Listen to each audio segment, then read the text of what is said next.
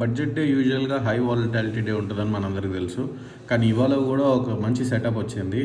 ఇది fair value gap, ఫిబొనాచీలో golden zone level and 20 EMA rejection. ఈ ప్యాటర్న్ మీకు తెలిసితే కదా, ఈవినింగ్ స్టార్ ప్యాటర్న్. బేరిష్ ట్రెండ్లో బేరిష్ జోన్లో బేరిష్ ప్యాటర్న్ ఫామ్ అయింది.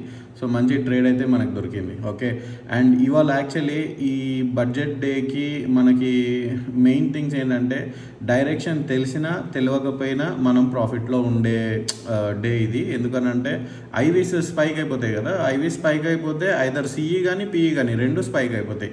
సో ఇవాళ మార్కెట్ ఓపెన్ అయింది అరౌండ్ ఈ రేంజ్లో 25,330లో. సో ఎట్ ద మనీవి రెండు సిఈ పిఈ రెండు బై చేసినా కూడా ఇవాళ ఫుల్ ప్రాఫిట్ ఉంటుంది. ఎగ్జాంపుల్గా మీకు ఒకటి చిన్న చూపిస్తాను.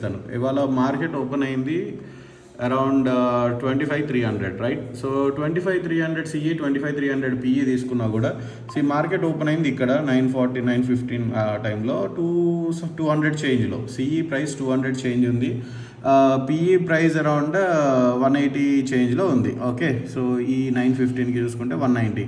సో మీరు అరౌండ్ ఇక్కడ 200కి మీరు ప్రైస్ తీసుకున్నా, ఇది 180కి తీసుకున్నా, 180ది 580కి వెళ్ళిపోయింది, 200ది 22 రూపీస్ అయింది. అంటే ఓవరాల్ దీంట్లో 200 మైనస్ అయింది, ఇందులో 400 ప్రాఫిట్ అయింది. సో ఇది మైనస్ ఇది ప్లస్. సో ఇందులో 200 అడిషనల్ ప్రాఫిట్లోనే ఉంటారు. అంటే సింగిల్ లాట్లో చూసుకున్నా కూడా 12,000 రూపీస్ ప్రాఫిట్ ఇవాళ.